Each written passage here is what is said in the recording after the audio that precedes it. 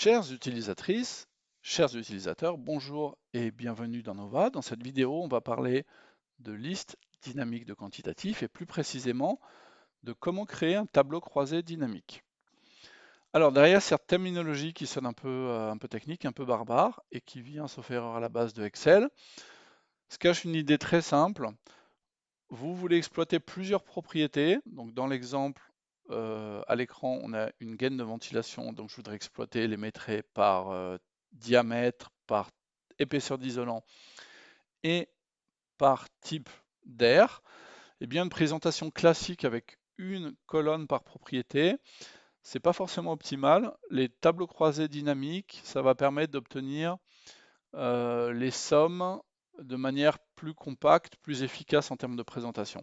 Donc dès que vous avez une famille d'objets ou une classe d'objets exploitée avec plusieurs propriétés, donc ça peut être soit la ventilation, ou bien par exemple en ELEC, vous voulez exploiter les quantitatifs par étage, par type de courant, et pourquoi pas par type de, enfin par circuit de départ, départ de circuit, pardon.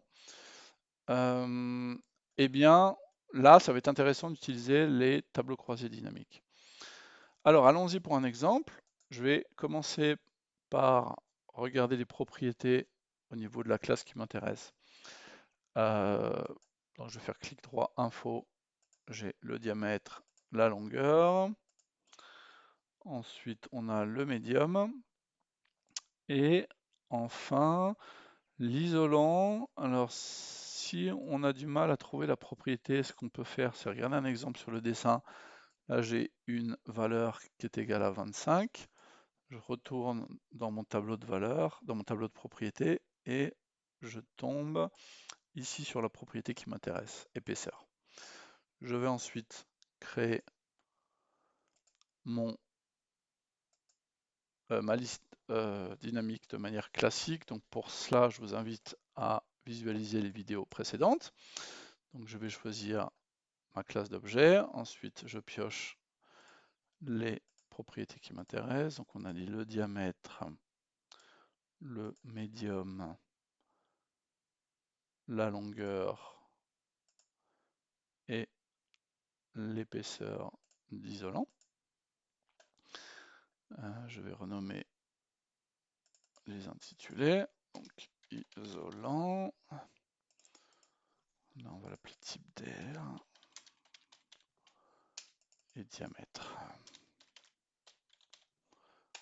OK. Et je voudrais les sommes au niveau des longueurs. Donc maintenant, je clique sur import des données, je récupère une liste classique. Et maintenant, je vais aller dans tableau croisé dynamique. Alors, je vais pouvoir, dans la partie supérieure de l'écran, exploiter les différentes propriétés que j'ai définies pour ma liste. Et ensuite, je vais pouvoir, par glisser-déposer, placer ces propriétés soit en ligne, soit en colonne. Donc, je vais en colonne avoir les diamètres. Ensuite, en sous-colonne, par exemple, le type d'air. Donc, je vais glisser à la suite de diamètre le type d'air. Et je voudrais exploiter, pour mon exemple, les longueurs. Si on était en ELEC, eh bien, ça serait plutôt le nombre, les quantitatifs. Donc, cette variable à exploiter, cette fois-ci, je ne vais pas la glisser ici à la suite, mais ici en ligne, comme ceci. Et vous voyez que là, on a des totaux par diamètre et par type d'air. Et si je veux affiner encore le groupement, je vais maintenant glisser la colonne, pardon, la propriété isolant ici, et ainsi de suite. Vous avez un sous-total qui est encore plus détaillé. Donc le total, vous pouvez, comme pour le tableau simple, le copier-coller dans un tableur, l'enregistrer sous Excel et bien sûr sauvegarder votre liste comme gabarit. Voilà pour la présentation des tableaux croisés dynamiques. À très bientôt.